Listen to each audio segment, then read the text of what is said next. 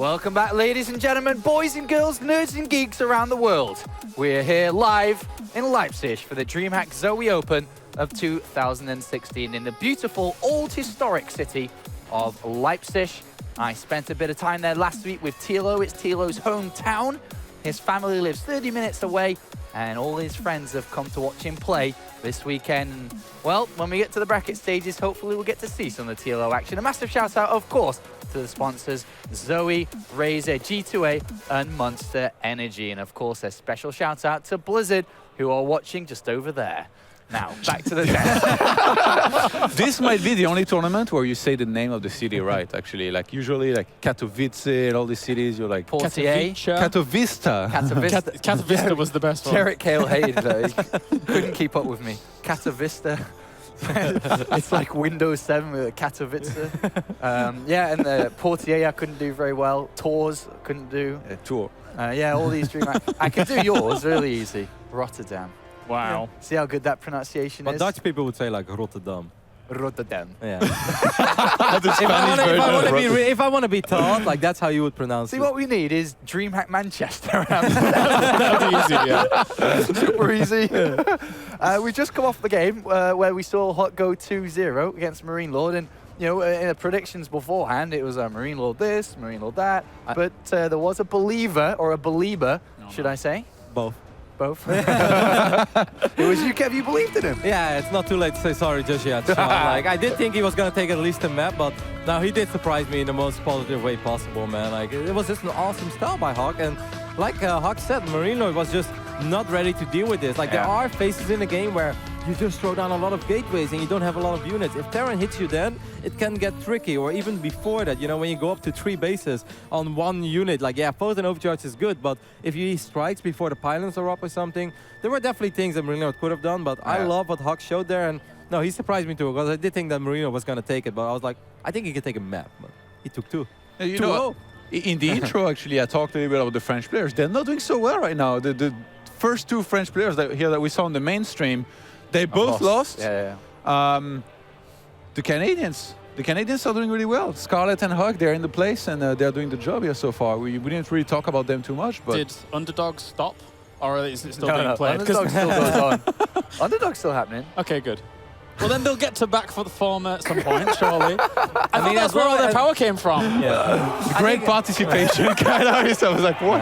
I think it matters that as long as they're still in, like, they're not shining yet, but you don't need to shine in the round of 32 or 64. It could help, but if you need to survive. At the end of the tournament, if we still got 4 French players in the top 16, nobody would say it's a bad tournament for France. Definitely hurts them going into the next stage of the tournament, which is going to be the single elimination. Right now, we still are in group stages, the round of 64, and we do have the updated groups so far, so you can kind of see where we are. We've got pretty much now all the first place players gone through. Some big games, obviously, we've just seen the Marine Lord. Hearthstone beat State. Europe there, beating America. Mana went through with his games as well. Daishi's still alive and will rematch against Majestic. Firecake beat Lilbo. There's another big one up there. Drogo, of course, our man Drogo, cleaned his group up. Yeah. And Tifo, We got a ZvZ up next. I feel like we should ask him to cast. This is the expert Drogo, that's right.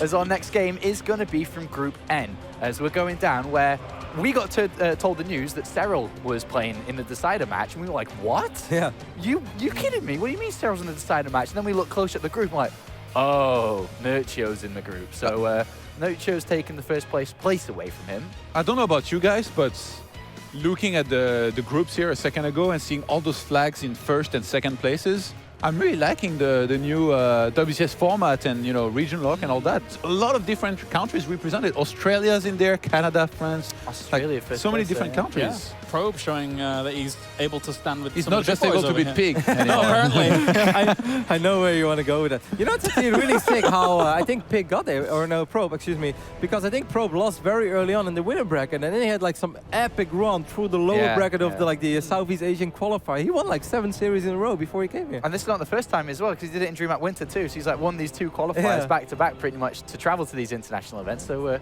good job to Probe for sure, and we'll see how far he can do. He's made it to the round of 32. The bracket will be drawn soon. Of course, we do have this next match coming up, and then we'll draw the bracket. And I'm actually personally very, very excited to see the bracket, because it really can, you could have anything happening here. And that's where we can truly start speculating as well, like who's going to make a top 4 run. Yeah. You look at that side of the bracket, like, I believe in that guy, and it's going to be super fun. But this match is also super fun and super special in a way. They've got the same last name! I know! What a coincidence, right? No, they're actually brothers. How do we say it? Is it Sotala? Sotala. Come on, you've lived in Finland, Kalaris. How do you say his last name? Pretty much like that, I think. Sotala. Sotala. It probably Sotala. So pronounce both their names, because they're very close. They could be the same person almost. The first name. Oh, geez, they are. So it's like Jonna Sotala, and then so that's double. Jonna. That's We did well more on the so desk. that's Jonna. Jonna Jonna. Jonna. Jonna Sotala. and Jonna. I don't know. I feel like you're getting a little Italian there with the way you say Jonna. Well, that's how I can't. Well, you know, let's be honest. I can't do a Finnish accent very well.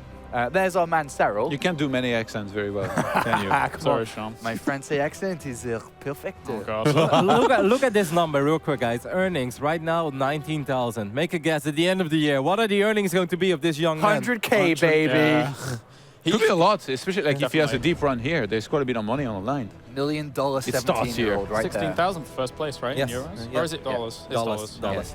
50K overall. But Serral, obviously a big tournament favorite. But how many times over the years Same have guy. we seen brothers play against each other in StarCraft? Very rarely. We did it back then, I think, at BWI when Vortex and Yeah. Lucifron Yeah. went up to each other. And I think Yeah. very early on in StarCraft 2, there were 2 other Finnish brothers, and you have to dig back really far. But Nama, the champion of the very first DreamHack, he was this Finnish Terran player. He had a brother that played as well. His brother name was Konna. He never did that well in StarCraft 2, but he was good in Warcraft 3. But yeah, it's very unique. 2 Finnish brothers going up against Play each the other. same race. Yeah. There's 4 years difference between them, and you can imagine them growing up in the same house, playing in, you know, Yeah. That's crazy. opposite rooms. actually. I know, Like, it's so cool. Like, I find it like the coolest thing ever. Like, I couldn't imagine playing against my own brother at a DreamHack. Do you know how weird it is? There's like so many other things on the line than just this tournament. you probably I would do the Roddy Chopper right Yeah, before I playing. wouldn't You, be- like, break you mentally before the series even begins. We do not, you know, encourage violence at esports events, but I know my brother wouldn't care. Like, if I would beat my brother, he'd beat me, so I would have to let him win. little bro, if you win this, Yeah. you're going to get a lot of money, but I'm not taking you or driving you anywhere for the next 6 months. Exactly. He's like, just know that I know where you live. Like, okay, sorry, bro. So predictions then for the brother face-off here, James? Yes, I've got to go with Serral. Has I mean, to be. yeah, Protosser started his career way better than Serral, but then as the years have gone on, Serral has surpassed him in a lot of ways. It's funny because Protosser played StarCraft like at the very beginning, like Yeah. 2010, and He did. 5 years ago. He had So a Serral good would have been run like there. 12 years old. He had a good run at the DreamHack once, Protosser, that he was kind of like the next hot thing. Like, oh, that guy Protosser is really Yeah. good. But Your prediction, Kev? yeah, Serral 2-0. Protosser is good, but Protosser is the type of guy that like I run into on ladder very frequently. So, you know, like, yeah, like I know he can play, and he definitely beat me quite a few times, but beating me, that's not a feat. Beating Serral, however, you know, something very special has to happen here. But it is still a very unique match. You know, it's 2 brothers. Maybe, like, if you could say if one guy knows Serral, it's probably his older brother. But I still believe that Serral is just mechanically too strong right now. Parents going to be watching here, Todd? Yeah, probably. And I feel like, I mean, whoever wins, they'll be happy for that one that advances. But Serral definitely the favorite. Like, Protosser is a Grandmaster type of player, but Serral is a top 3 Grandmaster This is like- material guy. So This is really one of those classic scenarios where people often discuss, you know, on Reddit Team Liquid, like, how well would your average Grandmaster League player do against one of these pros? Well, this is where you see it. Protosser is your regular Grandmaster League player. Like, they're not bottom, but definitely not top either. You know, he's coming in the middle of the pack. Yeah. And now he goes up against one of Europe's best, which is his little brother. And I think we're going to see the difference. All right, thank you very much, guys. It's time to go to our last game of group stages before the single elimination bracket gets drawn. Let's jump in. All right, thank you very much, Sean. We are getting on to Dusk Towers for game number 1 here between the brothers, as Serral looks to stomp all over his older brother. Let's see if Protosser can put up a fight. So up to the top left, we do have our top right, of course. We have our red Zerg representing my Insanity. It is Serral. Almost top even. It's not even like completely top right. It's near enough. And on the left bottom side of the map, we've got the older brother of the 2, looking at the blue base. So by Zerg player, it is Protosser. Of course, also hailing from Finland. Finland has always been able to produce some good upstarts and players. Of course, you've got people like Elfie over there. Serral is by far #1 in that region at the moment, of course, though. Let's not forget Wellamo. He's also won his group, actually, or at least he was the runner-up. So we already have one Finn advancing. It's very cool to see multiple Finnish players in this tournament. That's something that I like. I like seeing the Scandinavian countries be well represented because they had such a strong history within RTS. And I would almost say that Sweden is struggling a little bit right now. You know, it's been a while. Denmark has Bunny, but Bunny is unfortunately not here due to exams. We got a couple other good players. You know, Lila Cannon is here. Space Marine was here as he's already been eliminated. But I think Serral is the Scandinavian hope of this tournament. Oh yeah, he's looking on point right now in 2016. I think he himself hasn't really lost to many people at all in 2016. He lost to people like Marine Lord, Bly, Showtime, and Innovation, and that's it. Nobody else. Nobody else in the tournaments that he's been playing so far. So he's very much so on point right now. Of course, the year is still kind of fresh and new, and we haven't seen too many games yet. It's not like Serral's already won 70 events, but he is just one of the hottest players in Europe right now, and we have big expectations of him. And with this WCS format that we're having this year, you know, if Serral will not at least triple the amount of prize money that he won right now in his career, I'd be shocked, because I'm expecting this guy to make bank this year. Yeah, he should do, especially with when you actually get into the money now. Top 16 here, 1,000 instantly. So that's so motivating for so many players. That's something we didn't really talk about yet. Well, the openings in this ZvZ so far are very identical. You know, brother love is brother love, and they're having a gentleman's agreement over here. It's like, let's just play a macro game, right? Yeah. So it's pretty damn even. Bailing Nest probably will go down at the exact same time. But to talk a little bit about the payout structure, top 16 gets money here. Do you know how awesome that is? If you're a young player, you're like, should I go to Leipzig or not this weekend? Like, it's going to be so tough. In the past, you had to defeat, you know, 4, 5, 6 Koreans to even make it to the money. Now you don't have to do that. You can actually just play against people that you're familiar with on ladder. You can walk away with $1,000. That is so big. If you're a starting pro gamer, you're 16, 17 years old, you win 1K, you want to do this again. Next time you might win 2K, 5K, you know, and before you know it, you're into the semifinals and you're making a lot of money. So I think I love this payout structure. It's very motivating for all the players. Far cry away from the DreamHacks of old where only top 1 got paid. But, whoa, even getting this drone could be great here. Very close. Oh, he managed to get it. Yeah, Protosser is actually getting good exchanges so far. He wins the little link skirmish. He went up to 3 bases a little bit quicker. He was 1 or 2 drones ahead for the majority of this game as well. And now he's a solid 35, 40 seconds ahead when it comes to the 3rd hatchery. So far, so good for the older brother. Yeah. I mean, if anybody's going to know Protosser and Serral the best, it will be those two. They know exactly how things are going to go. Is that drone always going to derp? Yeah. Oh, he has to fix that. Oh, my God. Because you're losing. Look at it. Oh, yeah, okay, he fixed it. There. That's very nice. So obviously it does stick on that path if it's already on it at the beginning of things. But Evolution Chamber's coming in now to start those upgrades as well. And Zerg vs. Zerg for me, actually being able to sit back and watch it, because I haven't been able to cast for ages and ages, has been really, really fun. Seeing actually the kind of mid-game stages of Zerg vs. Zerg develop recently, with the Ravagers being mixed in and having their potential corrosive bile cause big problems, but obviously you've still got to get past this Zerg and Baneling war at the beginning. Yeah, it's definitely fun. I think corrosive bile is a very interesting addition to this matchup. It forces players to be more active rather than just shoving a bunch of roaches in each other's face. And you know, let's see how this goes. And the run with the reinforcements is going to win. With Ravengers, you can really get decisive victories, and I think that made ZvZ a lot more fun to watch, because the battles are much more micro-intense than they were before, where it was all about engagement, positioning, and let's take it from here. Now there is so much micro involved. Also the balance of those compositions, but small talk about that in just a bit. I mean, you can already see Serral is making moves slowly towards that, getting the range upgrade while these skirmishes continue on here. Baneling for Baneling, perhaps. That's 2 Banelings for no Baneling, actually. That's a little bit sloppy there by Protosser, but we can afford it. He's still doing very well in every other department of this game. He did fall 2-3 workers behind, but he should have slightly more lava to work with from this point on, so I think it's going to be fine. Like, he's definitely not behind. The +1 will definitely help Serral quite a bit, that little bit quicker. But again, when it comes to Roach Ravager, and what's important is to get the balance right, because Ravagers have less health technically, so you need to have enough Roaches to be able to tank for them. And Ravagers having 6 range compared to the 3 range of Roaches means that if you've got the right balance, you can have a lot of damage output against your they're opponent. always shooting. They won't be derping in the back of the army waiting for, you know, like, oh, I'm finally in range to shoot. Like, no, they'll have the range to always shoot. And let's not forget that DPS is very high as well. They shoot fast. fast, they do a lot of damage, and they've got that corrosive bow ability. So it is indeed all about having the right mix. You know, Ravagers are awesome, but don't send 10 Ravagers against 10 Roaches because they'll die very quickly as well. Not 100% sure as Protosser just yet of how much gas income was coming on there for Serral at the back, because he's taken this gas actually quite late considering back there. So technically we should see Protosser having a little bit more gas coming in to fuel that kind of mid-game composition. Other than that, it's still very even. I mean, they're just doing the good old Link Bane dance. Good micro there by Serral, you know, not allowing a single Baneling to get picked off by a single Zergling of his brother.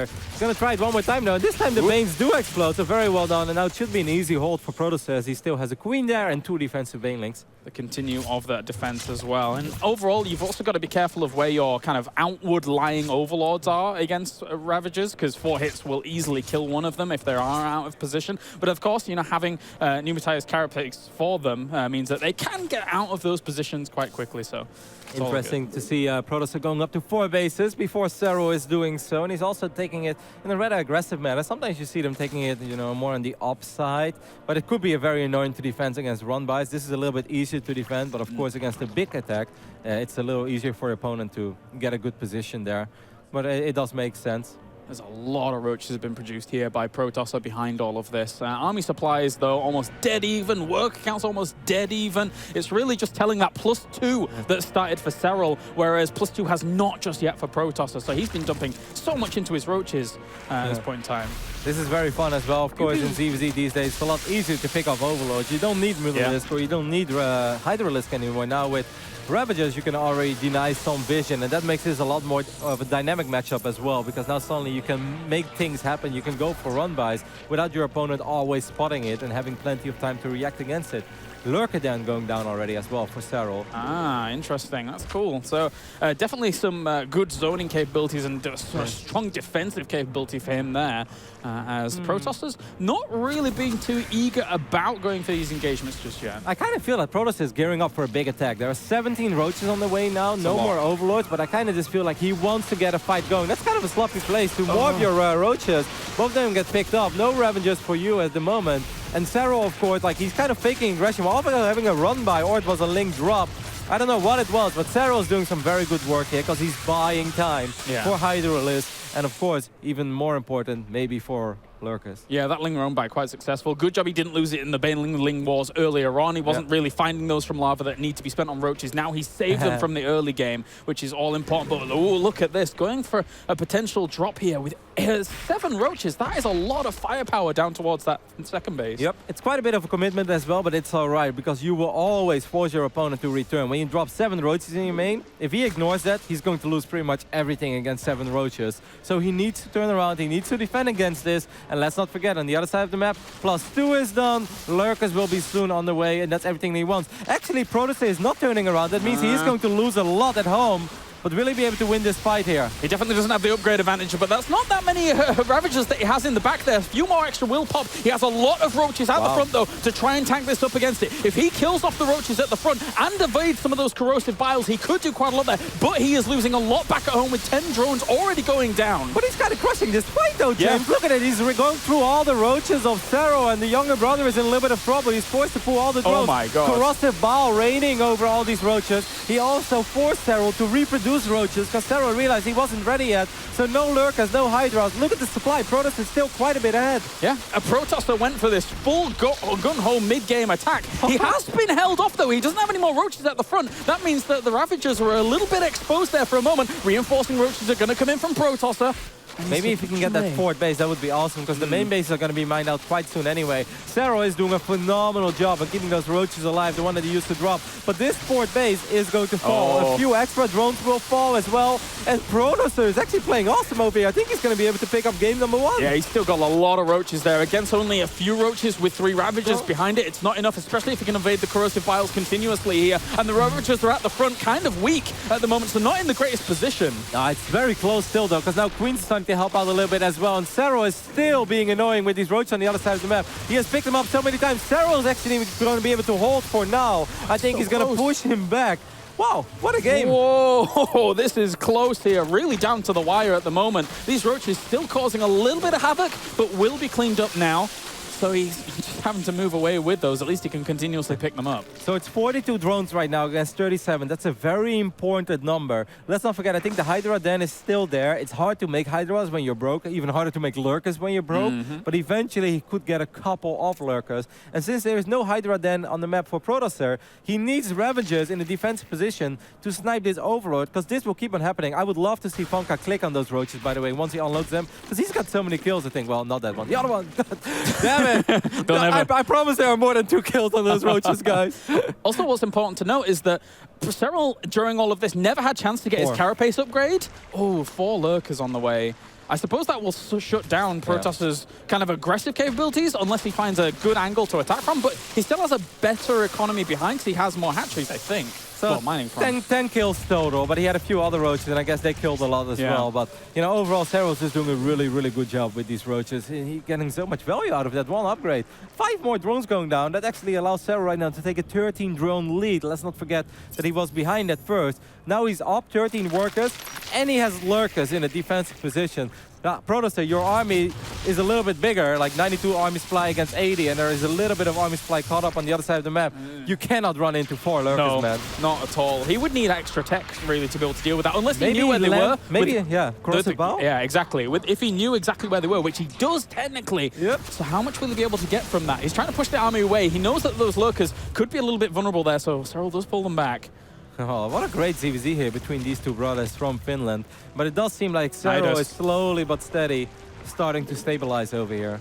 All right, this is a ditch attempt, really, for Serral to break out of the position that he's currently in. He can't just move the Lurkers forwards fast at all, by any means. He needs to kind of hold on from that position. The Nidus is going to really put the wrench in the works here for Protosser. Yeah. The moment that Nidus goes down and he unloads 4 or 5 Lurkers into the main base, like, I think Protosser just has to accept that everything is going to die because you just cannot run into Lurkers. That was a great pickup of the Overseer at the front. I don't think he has another Overlord too far forwards just yet. Well, he's going to use that one on the left side there.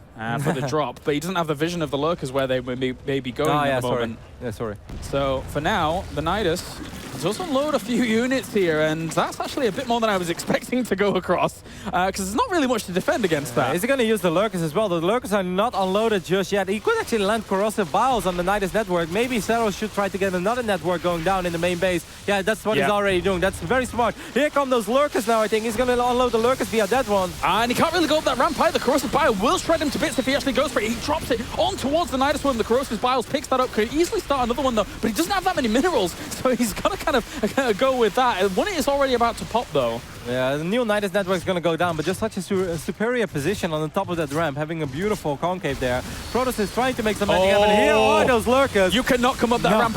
You've got to be very, very careful at this point. He does have an Overseer there. This Overlord's going to end up dying. That hurts, actually. That's like 4 roaches in that Overlord that just went down. In this phase in the game, 4 roaches make a massive difference. He knows where those Lurkers are. They haven't unburrowed. He sniped another Overseer, I believe, with corrosive bile once again, and he's spreading himself out here as Serral. Serral is making a great recovery in this game. Yep. And let's not forget that he could still eventually evacuate here if he drops another Nidus, or he can still use this one Nidus network. So you can just take out all these tech buildings here, take out the main, take out the pocket expand, take out that roach one as well, and then just go back to your side of the map. This is awesome play by Serral. Beautiful move. Definitely. I mean, thinking about what happened when he was on the back foot, he had the Lurker Den, it didn't really do much for it. Nice little save.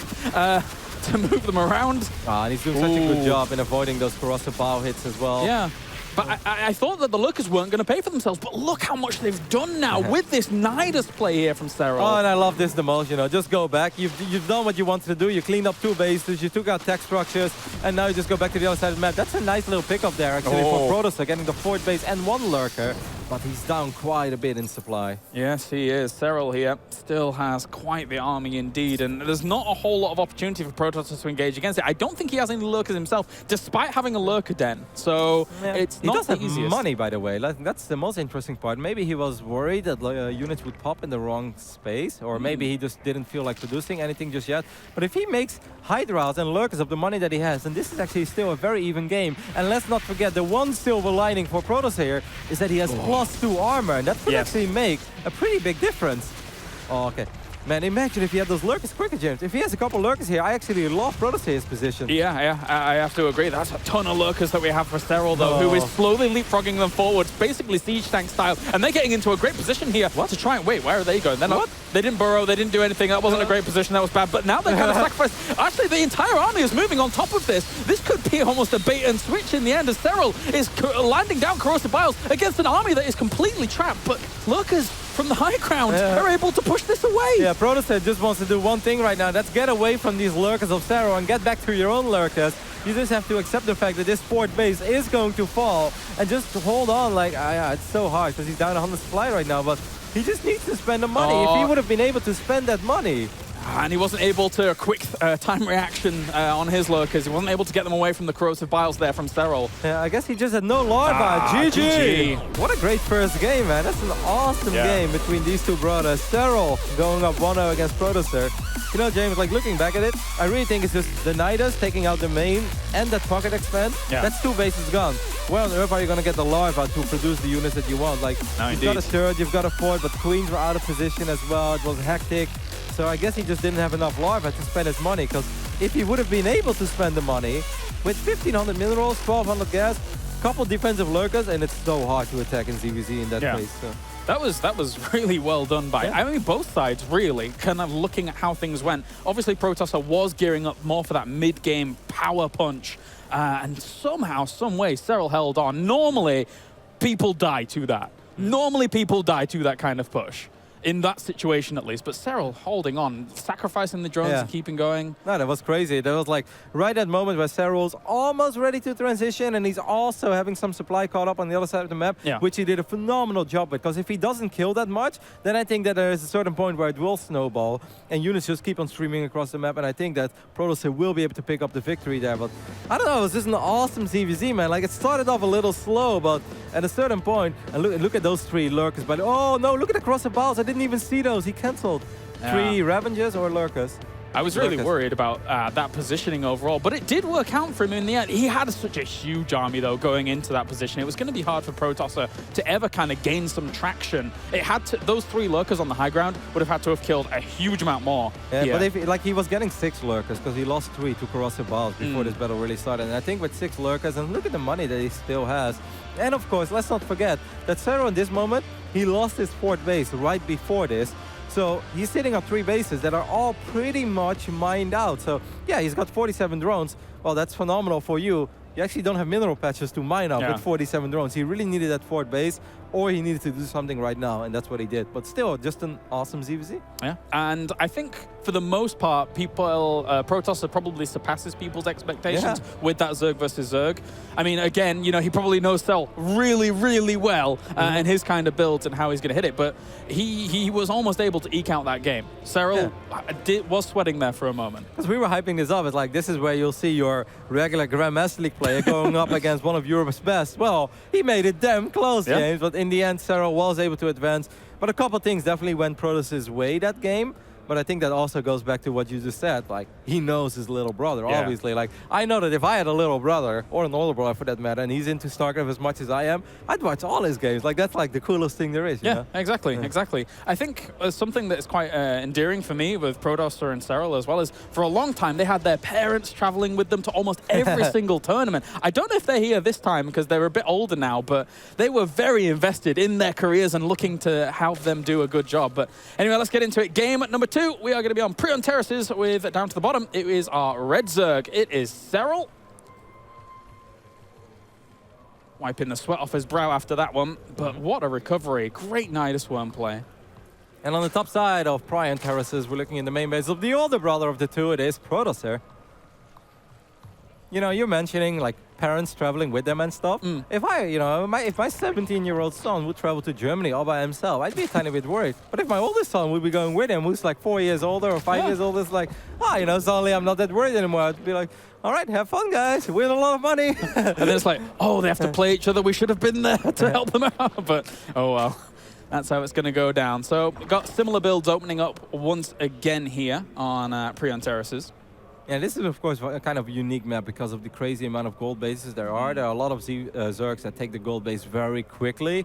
I wonder how these two are going to do do it. Well, okay, there we go. Protosser is going to take his natural at the gold. We'll see what Serral decides to do. Does the same thing. Yeah. Seems all the same. These gold bases are technically very open for like Ling counter-attack run-bys to come along from alternate angles, but we will see that probably the Ling Bane war go down again. And it's very, very open out there, so, you know, either player should be okay. Like, it is indeed very open, and if you wouldn't take the gold base, you could say, like, maybe you can punish this, right? One way or the other. It's just the gold minerals, they give you so much extra. There will always be an extra queen. There will always be a defensive spine. And if you have, like, no gold base, if you just take the regular expand here, and you produce a crazy amount of Zerglings and Banelings, you're kind of putting yourself all in there, and the moment that you're not able to close out the game, your opponent has the gold, you don't have the gold. Yeah. You're fighting an uphill economic battle that's very, very hard to overcome in a mirror matchup. Yeah, it's way too much here, especially in Zerg versus Zerg, where not only you have to combat with resources, but also even lava, being able to pump in to these two hatcheries, where normally across two bases at the start of the game, if it's just two blue bases, you don't really have enough money to produce off all of your lava, but if it's a gold base, you sure as hell have a lot of money to be able to produce off everything. I love how Funk has shown this, like how many drones are being transferred, and it's the exact same amount of drones for both players. I wonder if this is like the agreed upon perfect number. Oh, no, back. yeah, you should definitely send them back. That's sloppy. Yeah, there you go. Phew. All right.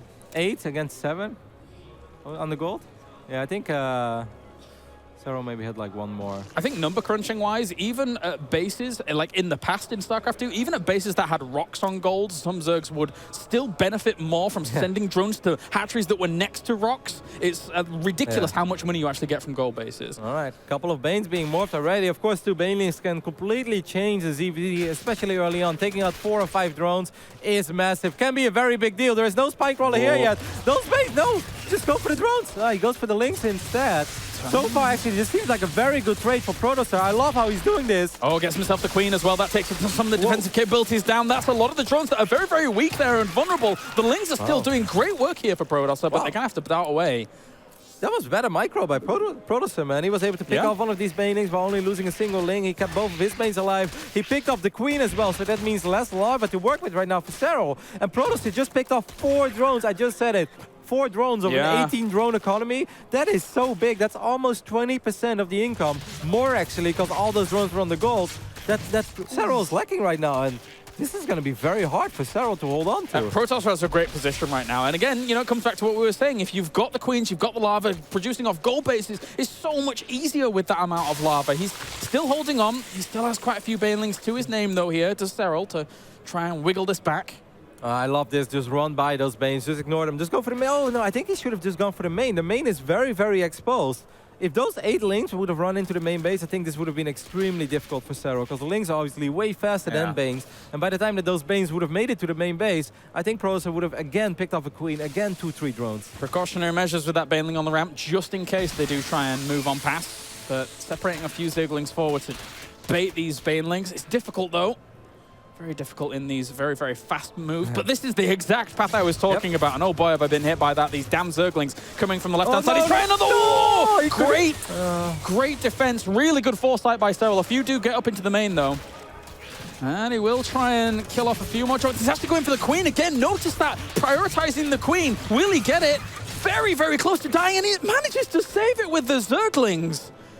Yeah, awesome. And that's the exact run by that I think he could have used or could have done before when there wasn't a Bane, and now he waited a little bit longer. Now there was that excellent defensive Bane there by Serral, but still very close, very awesome. I must say, great job by Serral for even hanging in there, because it's not easy when you're down 4 or 5 drones early on in the ZvZ. And now looking at the numbers, he's actually ahead, which is very impressive. He was cutting corners in his army and his defense, and Banelings like that, not necessarily that one, but the previous one, are reasons why he could cut those corners. Gonna try and do some damage in here. Big damage from the Banelings comes in and connects. And oh no, even more go down. He's got to be so careful. He's losing grip of this game. As Serral once again on the recovery path. Yeah, Serral is doing a very good job here. He does end up losing one of the Queens, but look at the drone count, man. He's up 13 drones. He's down a little bit in army supply, but by the time that all the units made it across the map, I think Serral is going to be fine over here. Protosser needs to, I really think, make something happen here, and that's try to sneak 2 Banes, maybe via the left side. He needs to, you know, make this economic deficit that he's currently in disappear. You cannot be down 12 drones in a ZvZ and just play it out. Like, that's just not going to work. The left side is usually the way to go. That's why we see those overlords positioned around that left-hand side or the right-hand side, depending on which expansion we're talking about. As there's still Zerglings managing to slip through here. Protosser just sneaks those through as there were no banelings on that ramp before. I do love that though by Protosser. That's actually a decent trade. So far 2 banelings now. Actually, this is going to be rough, I think, for Serral. Look at all those low HP drones. Yeah, gets himself a queen as well. Has to get on away from it. He knows he has to do some damage somewhere, anything really, to keep himself in this. But as this continues on, there's still 33 workers against 16. But that was very rough, actually. Serral was not mining all along, and now Serral's still down 8-10 army supply, so there's a good chance he's going to lose a few more drones. He already lost 10. He's still up 9. There are roaches on the way, but it takes a while before the roaches are actually here. Ooh, those links, they would have been so useful on the other side of the map. With these roaches, that's almost the nail in the coffin. Like, he doesn't have a transitionary method. He's just making more and more Zerglings, trying to send them over. These roaches, if they get in good crevices between these positions, won't be touched by Zerglings at all. Like, I don't really understand this, because I feel every single time Serral's losing a lot of drones, I look at the drone count, and it's still going up. Like, it's like, when is he making those drones? Because whenever I look at the production tab, I see links, Bane, roaches, but somehow he squeezes out all these drones at moments, and he's able to get away with it. And now he's still up 7 workers, despite the fact that he lost quite a few drones, even lost a little bit of mining time, lost queens, is still ahead economically. And, you know, that's what StarCraft 2 is all about.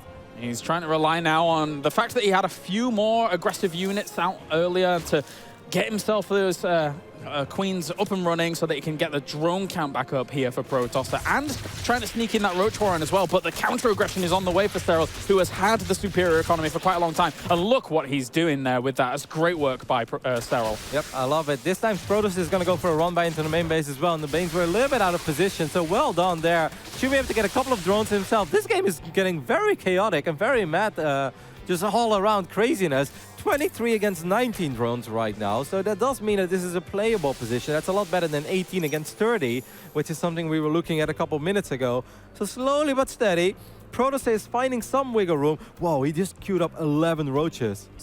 That's quite a lot of power behind it, but the thing is that Serral also has, I think he has quite a lot of roaches himself already behind all of this, because he had that Roach Warren so much earlier. So I think he should be okay for a little bit longer. Okay, so Protosser did this spot, the fact that Serral is going up to a layer. I do not think that Protosser has any ambition in going into a layer or ever getting any upgrades. Yeah, I think he just wants to go Roach, Ling, let's go for it. And Serral, he really needs to keep his Banelings alive, because if these roaches snipe the Banelings, then 20 Zerglings show up and suddenly surround the roaches of Serral. Things could get very tricky. He's making Ravagers, not necessarily a wrong choice, but these Banes are going to be very important, actually. Game of a lack of information. I don't think he'd be going into that +1 weapons if he knew where his brother was at the moment here in Protosser, who is looking to be aggressive. If he's got the layer and he has Clear Constitution on the way, then that would be great. But these two Ravagers could do quite a bit at the back here. The Roaches are tanking for them, and Banelings even walk into the fray, but 2 enter into the mineral line, killing themselves off 4 drones alone. That's nice, but he needs way more than that. He needs more than 4 drones. Once again,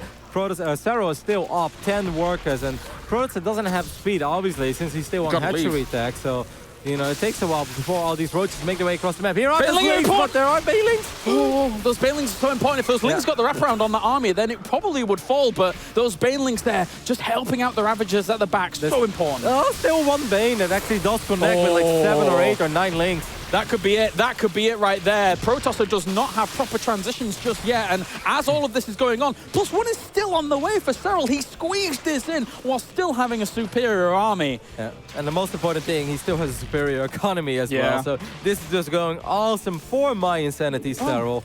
The younger of the 2 brothers here that seems to will be able to advance to the round of 32. But boy, oh boy, they did have to work for it against his older bro. I'm kind of proud of Protosser, man. I think he played an excellent series here. Yes, he definitely did. He showed really good quality at the moment, and I didn't even notice that Serral cancelled his layer during all of that, knowing that he needs just a little bit of extra oomph behind it. Again, 4 shots for an Overlord if you're playing Zerg versus Zerg. Very, very important number. And he'll be able to completely, I was about to say ravage this position, but that would be the most terrible pun of all time. We're going to do that many times this year, don't worry, Tim. Oh yes, we are. Still just stomp on through these roaches. He has +1 as well, and that will be the death of Protosser's army here at the front. That is GG. Serral will advance on to the round of 32. After against his older brother. That's awesome, though. I think it was a great series. Really showed us that ZvZ can be quite fun. How cool is this? Brother love. It's brother love. Dude. He's like, I'll get you next time. I'll get you at home, whichever one. Awesome series, though. Really entertaining ZvZ. I think game one, very awesome. Got extremely close. Serral really, you know, like all hands on deck while he was defending against that big Roach Ravager play. And even game two, like at a certain point, it's like he's down 5 workers and he's down an army supply. Like if you make drones now and your opponent keeps making links and banes, how are you supposed to defend? But somehow he did it. I do think there were maybe 1 or 2 moments where Protosser could have capitalized on the minor advantage he built for himself. But overall, just a very fun series. I liked it. Really cool. Again, I was actually one of the people in ZvZ in Heart of the Swarm that was like, yeah, I really like ZvZ. And even now, like into Legacy of the Void, I really like ZvZ when it gets to these kind of, because it's so cutthroat, so back and forth. And you can see here once again, these small engagements that Protosser was actually getting pretty good trades in terms of unit versus unit, but it's the economy that really matters here. Yeah. I love it. Like, he kills 6 drones. You look at the worker tabs, like Serral's still at 33. You what? You know, how did that happen? And these banelings, he did a really good job in avoiding them, but then there is one bane that does survive. I'm not saying that those links would have made the difference, but if this one bane that's about to kill like 10 links wouldn't have survived here, look at that. That's a big hit. That's so important. Just to have those 2 banelings with the army. If those Zerglings, we said it during the cast, you know, if they do get the wraparound on those Ravagers, it could be a whole different outcome to that fight. Yeah, for sure. But in the end, no surprise for us, you know, Protosser does advancing. The boys are back at the desk, and I actually believe that we might just go to Smix's corner itself from here. All right, Smix City and the skyline of nerds. Take it away. Thank you very much, Rotterdam. You're absolutely correct. We are here, the skyline of nerds, with a Zerg nerd here. We have Serral after he defeated his brother 2-0. And I know that was the expected result. You know, obviously everyone knows who you are. We know you've had more of the notable results and that. But when you actually look at the games, there were a few moments where it actually looked a little bit close. So let's talk about those games, especially game 1. There was a moment when Protosser attacked and it looked very almost dangerous for you. Were you worried at all that you could hold, or were you pretty confident just because you're just confident against your brother? Well, the first game, when the Roaches came, I actually thought that I was about to quit the game. Oh no! Because I lost everything basically, so I was pretty surprised that I managed to come back, but it was the Irish that did the work, so I don't think he was prepared for that. Even though actually I told about that build, that compact tactic with him a bit. Oh really? Yeah, I did. So in terms of just talking with your brother, I know that earlier before this interview you said you guys are pretty close. So how often do you guys actually talk about different strategies and things like that? We don't talk too much about strategies, but yeah, I don't think we talk too much about StarCraft 2 overall, more of different things. But was it weird going up against him in this match? Obviously, this was the match that decides which of you two would move on in the tournament, so there's a lot riding on this match. So was it weird knowing that it was your brother that was standing in the way? Yeah, it was pretty stupid, to be honest. I didn't want that he was the one I had to play against. Yeah. I would have rather played anyone else, basically. Yeah. Maybe not anyone, but... But not your brother, not your family. Yeah. That's, I think that makes a lot of sense. I'm just curious, like, for ZvZ, most interested in your thoughts on, because I really like the Overlord drop play that you used in Game 1 especially, but also the Lurkers. I feel like ZvZ's gotten a little bit more dynamic than Mass Roach. Do you enjoy playing this sort of style more than you did in Heart of the Swarm? Yeah, a lot actually, because it's so different. Normally it was just Roaches and it was every game. Yeah, just roaches and roaches. Yeah, now it's a lot more fun, and I think it takes more skill as well. And we didn't actually get to see it, but you advanced second place out of your group because you lost 2-1 versus Nurchio. And obviously everyone knows that Nurchio is a very skilled player, but what went wrong in that series? I felt like I played that series really well. The first game I won, I was pretty happy with that. But the second game I felt like I had an advantage, but I don't know, I just lost the game, and then the third game was similar as well. Except for he basically crushed me that game.